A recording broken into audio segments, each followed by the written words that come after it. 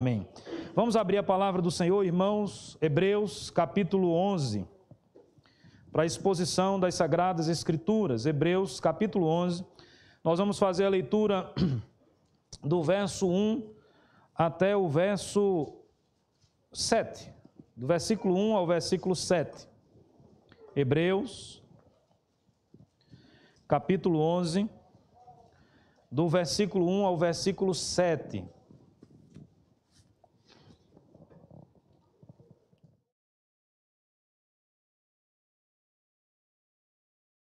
Diz assim a palavra do Senhor: Ora, a fé é a certeza de coisas que se esperam, a convicção de fatos que se não veem. Pois pela fé os antigos obtiveram bom testemunho.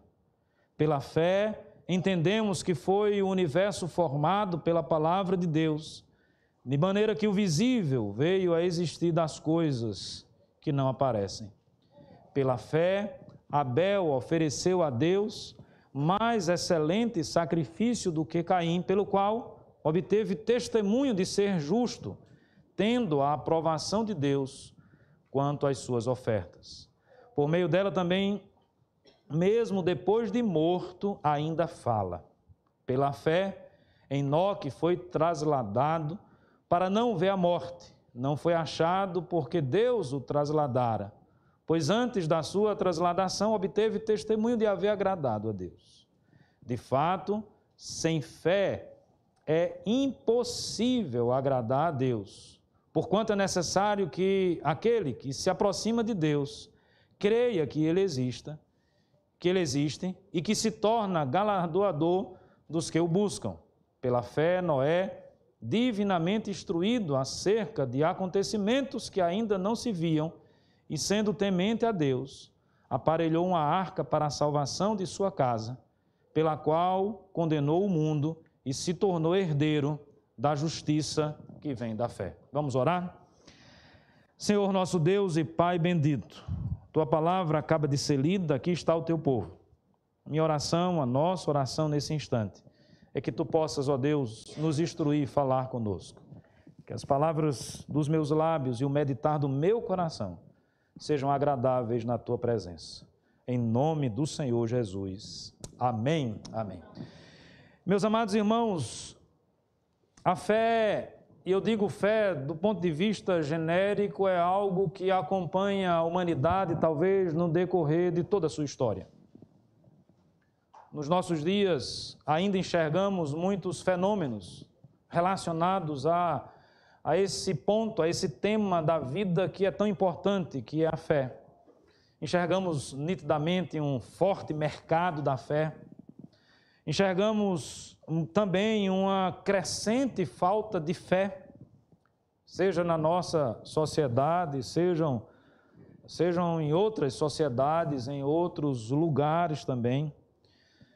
Vemos muitas vezes crescendo também uma forte deturpação da fé, e agora, quando eu falo de deturpação da fé, eu falo da fé verdadeira, da fé genuína. E ao olharmos, ao percebermos a história da humanidade, nós vamos sempre ter em mente esta verdade da importância da fé na vida do ser humano. Mas, meus amados irmãos, muito mais importante do que um tema genérico, abstrato, eu diria que é a fé verdadeira e a fé genuína para a vida do homem. Esse livro, esta carta, ela é escrita ao povo que foi o receptáculo da genuína e da verdadeira fé. O povo que foi o receptáculo da verdadeira revelação de Deus, o Israel de Deus, a família da aliança, o povo de Deus, eles eram portadores da revelação de Deus. A eles o Senhor Deus se revelou sobremodo, abundantemente, de forma maravilhosa. É esse povo que Deus escolhe para ser o porta-voz das verdades reveladas. É esse povo que vai abençoar todas as famílias da terra. E é, obviamente, irmãos, a partir desse elemento central do povo de Deus, que nós também nos tornamos Israel de Deus. Porque nós somos reconhecidamente o povo de Deus, o Israel de Deus, não por uma relação consanguínea, mas pela herança da fé que um dia chegou ao nosso coração. Esse capítulo 11, ele é reconhecido, né, como a galeria da fé. Ele traz exemplos de homens, de mulheres, que tiveram como marca que destacava a vida e a existência dessas pessoas, essa fé verdadeira, essa fé genuína no Deus verdadeiro, no Deus que é digno, de fato, de depositarmos nele a fé, e não uma crença superficial, não aquela ideia de eu acho, né? Mas uma fé verdadeira, de fato, uma fé genuína. E essa fé, obviamente, ela haverá de ser implantada no coração pelo próprio Deus, até porque a sua palavra nos ensina que a fé é um dom de Deus. Ela vem como fruto da graça, como ação da graça de Deus na nossa vida. Mas nós vivemos, e eu volto a pensar nisso, dias difíceis com relação a isso. O mercado da fé se estabeleceu nos nossos dias. O secularismo, meus amados irmãos, tem crescido de forma impressionante. A relativização tem adentrado e tomado forma, adentrado nas nossas famílias, na mente dos nossos filhos, no nosso coração, e tomado proporções muitas vezes desastrosas para todos nós. E nós precisamos resgatar a importância da verdadeira fé na nossa vida. Nós precisamos lutar pela verdadeira fé. A palavra de Deus assim nos incentiva. Nós precisamos defender a verdadeira fé, mas antes precisamos compreender a sua importância. E é sobre isso que eu gostaria de compartilhar com os irmãos nessa noite, trazendo aqui a nossa reflexão, a nossa mente, o nosso coração, pontos que poderíamos destacar como sendo importantes ou que trazem a importância da fé para a nossa vida, para a nossa existência. Volta os seus olhos mais uma vez para o texto sagrado. Nós temos aí no capítulo 11, verso 1, a definição clássica do que é fé. Não há definição melhor. Grandes teólogos foram forjados ao longo da história. Nenhum deles, por mais inteligente, por mais capazes que tenham sido, foram capazes de definir fé de uma forma melhor do que essa que nós temos aqui. Até porque nós estamos diante de um texto sagrado, inspirado, da própria palavra de Deus. E o texto então nos ensina e nos diz que fé, meus amados irmãos, é certeza. O texto nos diz que fé é convicção. Eu queria chamar a sua atenção para essas duas palavras. E daí nós vamos derivar também a importância de nutrirmos essa fé no nosso coração, de lutarmos pela verdadeira fé na nossa vida, enquanto filhos de Deus, de anunciarmos aquilo que nós acreditamos, de pregarmos a verdadeira fé para tantas mentes, corações e pessoas que precisam e que carecem. O texto diz que fé é certeza. Certeza de quê, meus amados irmãos? E aí, quando fazemos essa pergunta e olhamos para o próprio texto, para obtermos dele a resposta, o texto nos projeta para o futuro. Veja o que diz o texto: certeza de coisas que se esperam. Nós estamos falando, meus amados irmãos, de uma certeza que traz esperança ao nosso coração, que fortalece a nossa esperança, ou que produz esperança na nossa vida e no nosso coração. Eu estou falando de algo que ainda não aconteceu, eu estou projetando para o futuro, eu estou olhando lá para frente, mas no meu coração eu já possuo uma certeza de que a realidade futura será essa. Que realidade é essa, meus amados irmãos?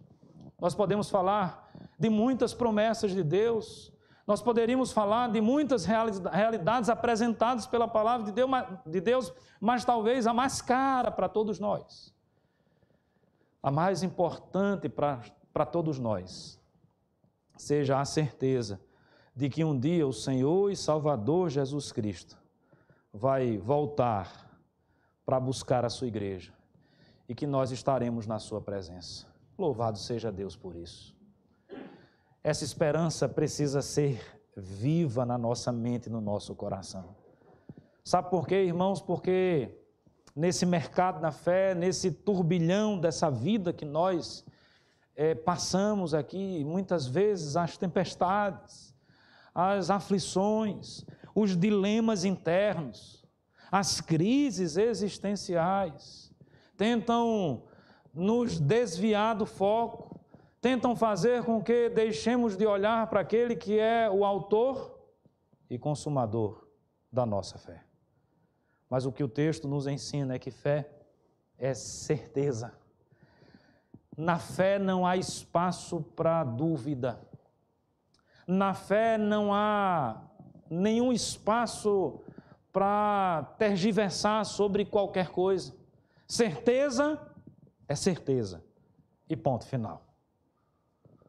Não há o que se discutir para além disso.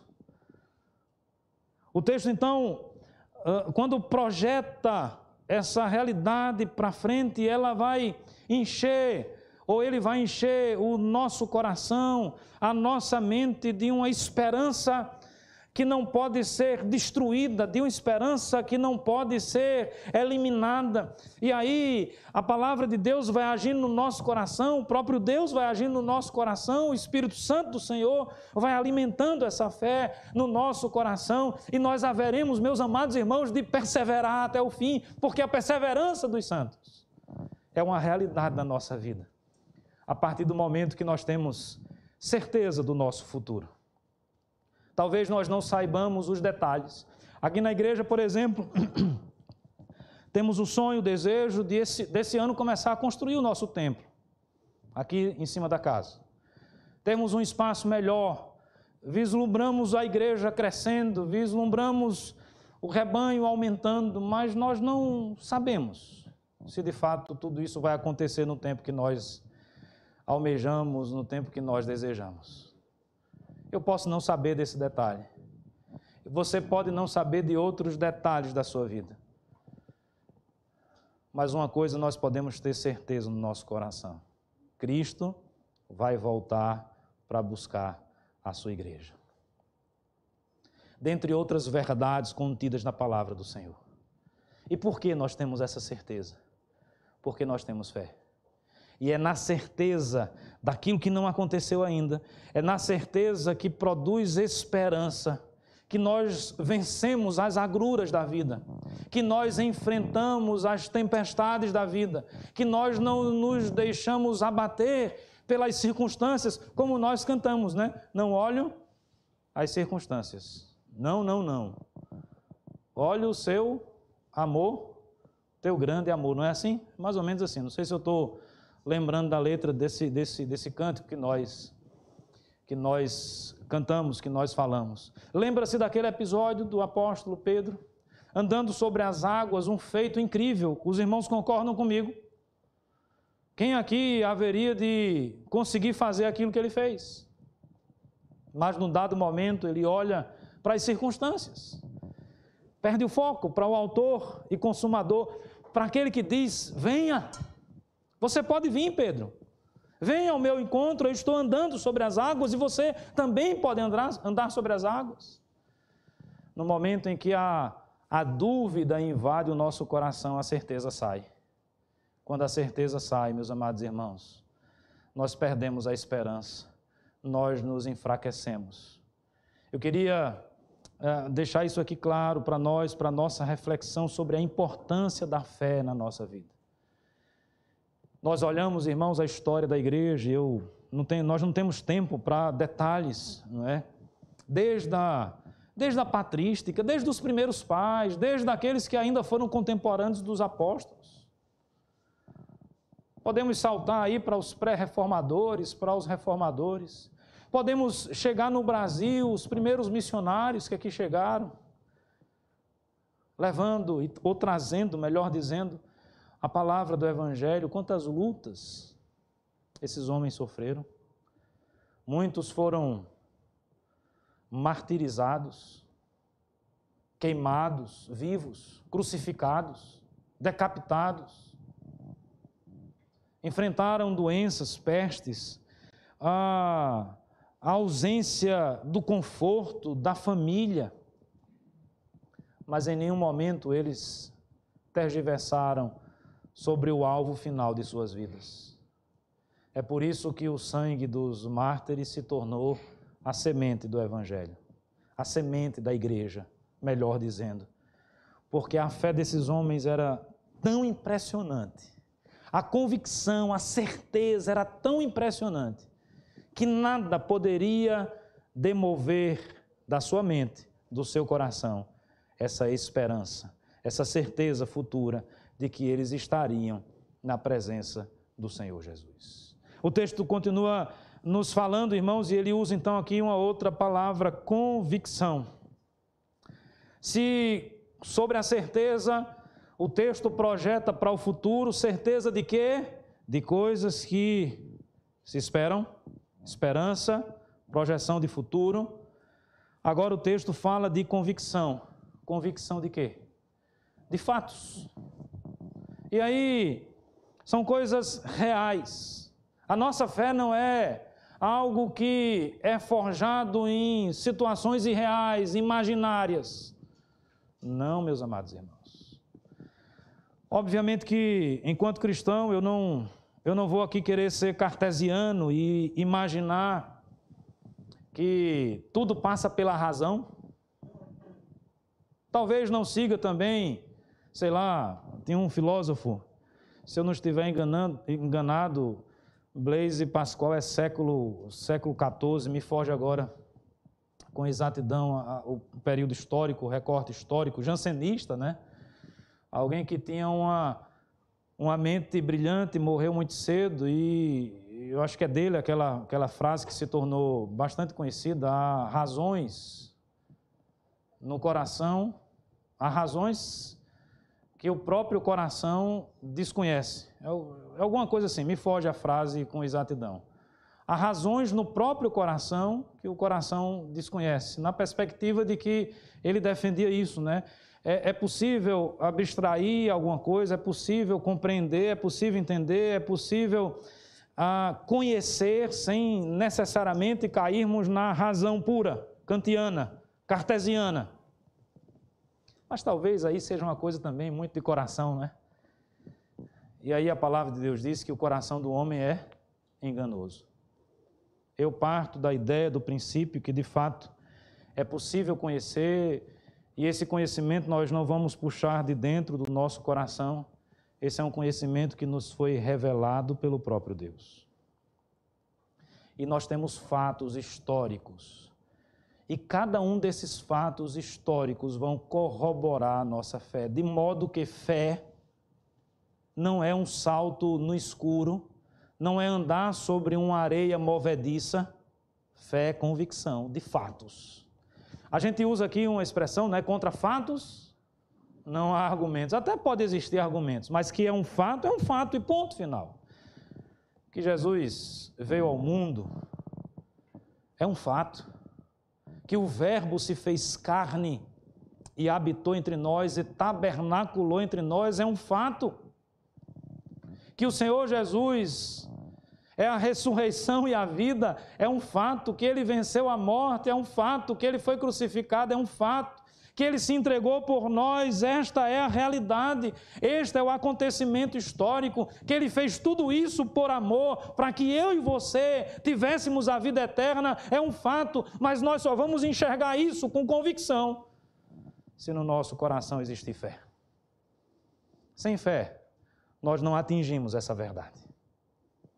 As pessoas estão aí, muitos estão lutando, a filosofia se debate sobre questões existenciais há, 2 milênios, ou talvez mais do que isso, quase 3, a ponto de, num dado momento, eles disseram, olha, nada dessas questões existenciais tem mais sentido, porque a gente está buscando e parece que a gente não encontra. E aí vamos então para a ciência, vamos para isso, vamos para aquilo outro. vamos depositar a nossa fé nisso, e essas coisas, todas elas vão se modificando, vão nos enganando, mas pode passar o céu, pode passar a terra, mas as palavras do nosso Deus jamais passarão, porque ela é a verdade, porque Deus é a verdade. E aí nós aprendemos uma outra realidade bastante interessante. O verso 2 diz assim, pela fé, aliás, eu vou até inverter aqui, eu vou para o 3. Eu estou falando da palavra do Senhor, não é? Que se concretiza, que se torna real na nossa vida. E aí nós estamos falando de uma fé que tem essa importância porque é convicção de fatos. Mesmo que a gente não veja, eu não vi o Senhor Jesus, eu não participei da sua crucificação, eu posso ver pelos olhos da fé. Essa convicção existe no meu coração pelos olhos da fé. Eu posso projetar o meu futuro na presença do Senhor, na certeza daquilo que eu espero. É projeção futura, é certeza do presente, de fatos que aconteceram. Ou seja, é o passado, o presente e o futuro, todo ele envolvido nesse exercício do acreditar verdadeiramente. Mas o texto no verso 3 diz assim, pela fé entendemos que foi o universo formado pela palavra de Deus. Meus amados irmãos, a fé ela carrega consigo uma importância porque ela produz em nós firmeza naquilo que é a revelação de Deus, a sua santa e bendita palavra, as escrituras sagradas.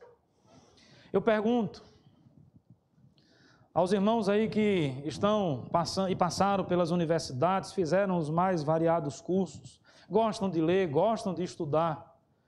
Quantas teorias nós temos a respeito da criação do mundo, da criação do universo? Quantas teses? Quantas teses já foram defendidas na academia? Não pense só na academia brasileira, não, pense na academia do mundo todo. Incontáveis, talvez. Nós não conseguiríamos contar. Cada uma com a nuance, cada uma com talvez um prisma diferente. Há modificações, há quem vá e depois retroceda. E aí o texto que nós lemos diz que Deus, e essa é a nossa, não apenas a nossa tese, mas é a nossa fé, que é muito maior do que uma tese. Que Deus criou o universo pela sua palavra, tudo que foi feito se fez. Como acreditar nisso, se não pela fé? De modo que a fé, meus amados irmãos, ela produz essa firmeza na palavra do Senhor. Eu não estou diante de um livro sem valor e sem importância. Obviamente que eu também não estou diante de um livro que, até dentro da rigidez acadêmica, vamos pensar assim, poderia ser considerado como um livro qualquer, uma invenção qualquer. Não. Aí eu volto para os fatos, para a convicção dos fatos. A história, a arqueologia, as mais variadas ciências apontam para as verdades contidas nesse livro. Muitos tentam e tentaram e haverão ainda de tentar se colocar contrário a esse livro e ninguém consegue lograr êxito. No máximo consegue influenciar um punhado de gente aqui e acolá. A Bíblia continua sendo o livro mais lido do mundo. A Bíblia continua sendo o livro mais impresso do mundo. A Bíblia continua sendo o livro que mais transforma mentes e corações por uma simples razão, irmãos, porque ela é a verdade, porque ela é a palavra de Deus. Mas esse é um exercício de fé. Entenda, não enxergue fé como uma coisa mística, aleatória, desprovida da verdade. Mas também eu não posso dizer que não é fé. Eu não tenho pretensão, e a palavra de Deus não vai ter a menor pretensão de provar ou comprovar que o universo foi criado por Deus. Ela simplesmente diz, ele foi criado por Deus, ponto. Deus não se explica. Deus não vai provar a sua própria existência. Deus não vai provar a sua própria verdade. Quem quiser que prove o contrário. Tem gente que morreu doida tentando e não conseguiu.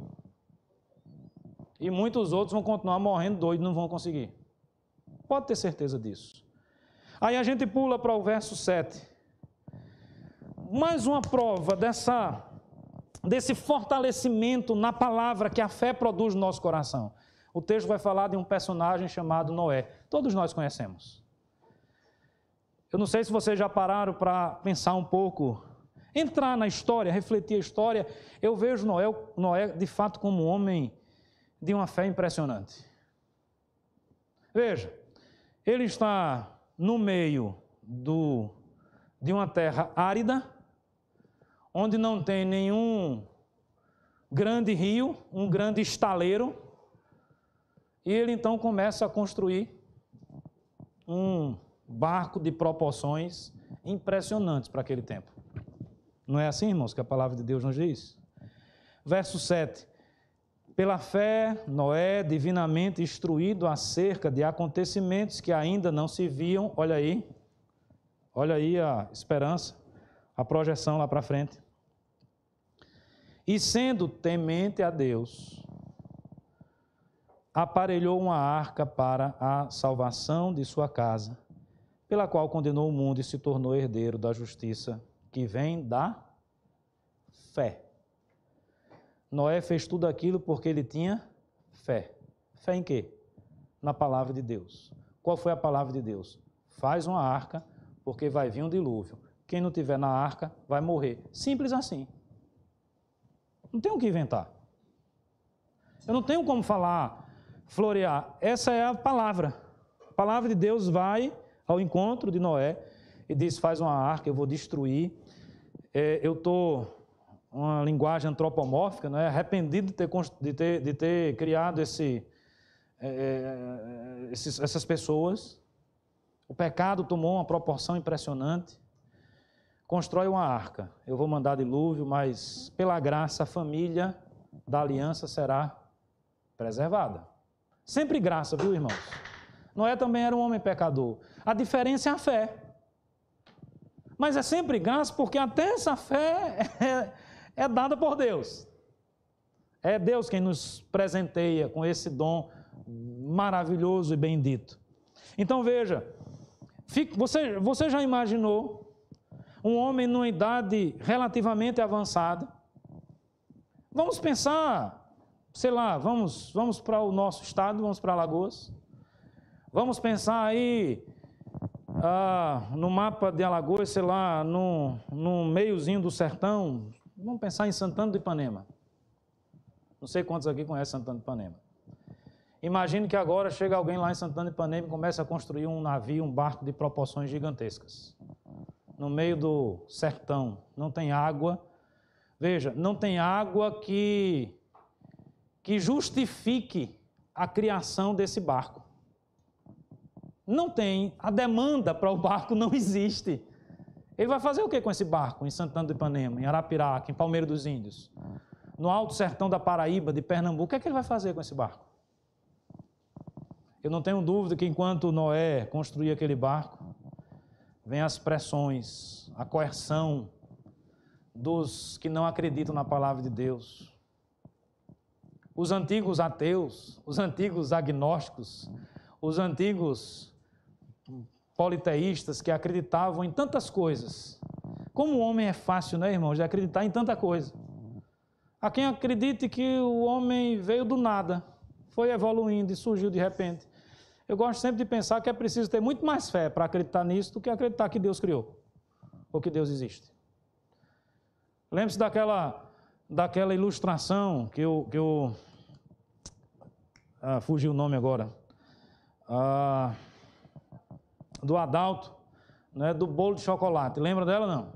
Você quer acreditar na evolução, conforme a ciência, entre aspas, explica? Imagine um caminhão que está, não é, andando, carregando trigo, margarina, ovos, não é, chocolate. E aí ele passa no quebra-mola, e aí o caminhão sofre um acidente, e esse caminhão vai, então, não é, capotando. E enquanto ele capota, os ingredientes que estão ali dentro, de uma forma fabulosa, sai a quantidade exata de ovos, a quantidade exata de farinha de trigo, a quantidade exata de margarina, e ele então para em frente a uma casa e cai um bolo na cozinha do povo de chocolate com cobertura. É fácil de acreditar nisso? Nós poderíamos resumir essas ideias evolutivas nessa perspectiva. Meus amados irmãos, em que nós acreditamos? Nós acreditamos na palavra de Deus. E a fé, ela produz essa firmeza. Pode falar que não vai ter dilúvio. Muita gente duvidou de Noé. Nós falamos hoje para os nossos amigos, olha, crê no Senhor Jesus, Jesus está voltando, entrega a tua vida a Ele, confessa os teus pecados, Jesus está vindo aí e vem nada. Está doido, está louco? Vai alterar a nossa fé? Vai nos desmobilizar? Vai nos desacreditar? Não. Nós continuamos firmes, pregando o Evangelho, fazendo a nossa parte. Um dia, lá na história de Noé, quando o dilúvio começou a cair, quando o pessoal viu que Noé não era doido e que a palavra estava se cumprindo, o desespero bateu. E o desespero vai bater em muita gente também. Pode ter certeza disso. Talvez seja tarde, talvez não seja. Não sou eu quem vai definir isso.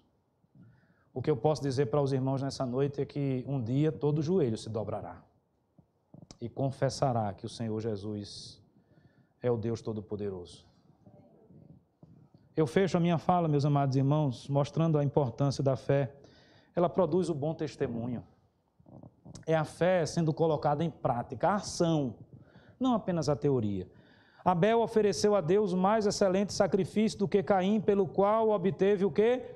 Testemunho de ser justo, tendo a aprovação de Deus quanto às suas ofertas. Veja, Abel nos mostra o testemunho de alguém que vai cultuar, adorar a Deus da forma correta. Enoque, da mesma forma. Enoque obteve, está aí no finalzinho do verso 5, obteve testemunho de haver agradado a Deus. Enoque é o testemunho da vida santa. Aí olha que coisa interessante, Abel morreu, mas ainda fala. Olha, vocês conseguem perceber a extensão do testemunho. Digleito morreu, acabou-se. Acabou. Quem vai lembrar? Se eu morrer antes da Ariane, a viúva vai lembrar, um filho, outro, um neto, vai depender, uma pessoa ou outra, depois vai se acabando. Agora, se o nosso testemunho for produzido pela fé, se as nossas obras... E aí eu não estou dizendo que salvação é pelas obras, mas eu estou dizendo que a fé produz obras, produz testemunho. Se não existem obras, a fé não existe, a fé é morta. Uma coisa está atrelada à outra. O nosso testemunho será tão forte, tão fantástico, tão formidável, tão impressionante, tão impactante, que mesmo que a gente venha a cair, a morrer, aquilo que nós falamos ainda haverá de ser ouvido pelos homens. Nós ainda haveremos de influenciar vidas, pessoas e gerações. Eu conheço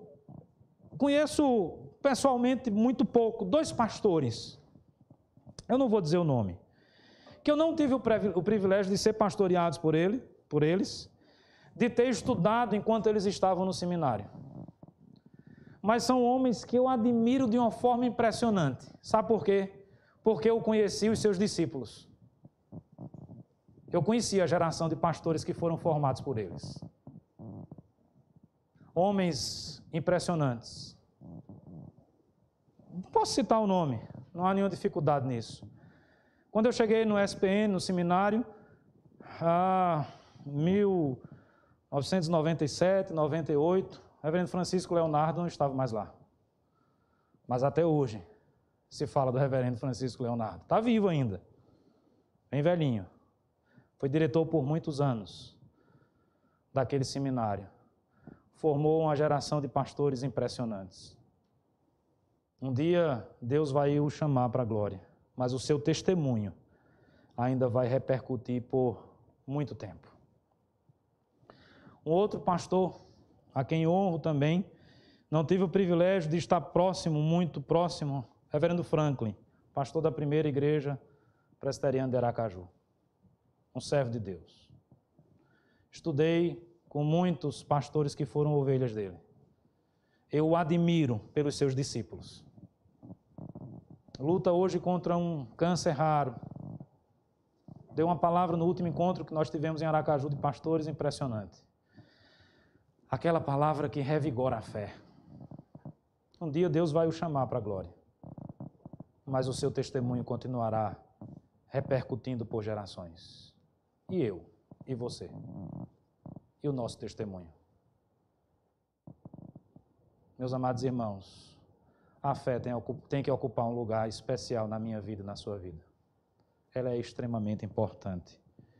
Quando ela produz essa certeza, né, essa esperança, quando nos projeta para o futuro, quando ela produz no nosso coração diante dos fatos que nós conhecemos e que acreditamos, quando ela testifica e fortalece o nosso entendimento a respeito da palavra de Deus como sendo a verdade, e quando essa fé produz em nós uma vida santa, um bom testemunho, obras dignas daqueles que foram lavados e remidos pelo sangue do Cordeiro. Que Deus nos abençoe.